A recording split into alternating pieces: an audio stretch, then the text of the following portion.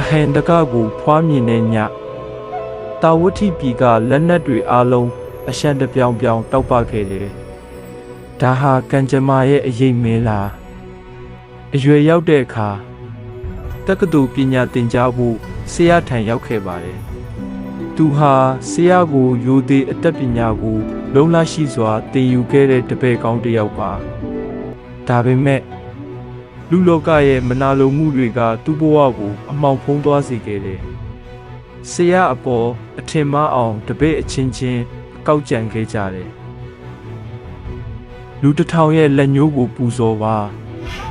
ဆရာရဲ့ရုပ်မာတဲ့အမိန့်ကိုအမှန်ထင်ပြီး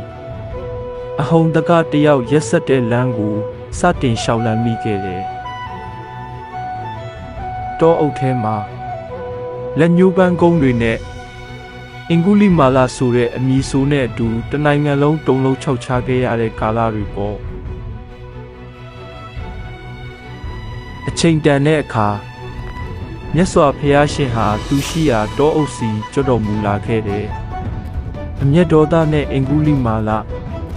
ငြိမ်းချမ်းခြင်းနဲ့ဘုရားရှင်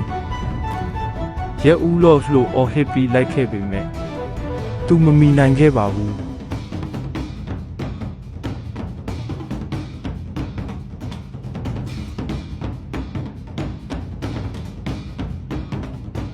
ဖျားရှင်ရဲ့တရားတော်ကပဲသူ့ရဲ့ရက်ဆက်တဲ့နှလုံးသားကိုတားဆီးနိုင်ခဲ့တာပါ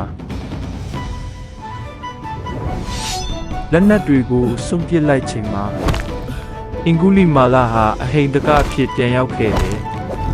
အမောင်ကနေအလင်းစီကိုဒါဟာသစ္စာတရားရဲ့အောင်ပွဲပါပဲ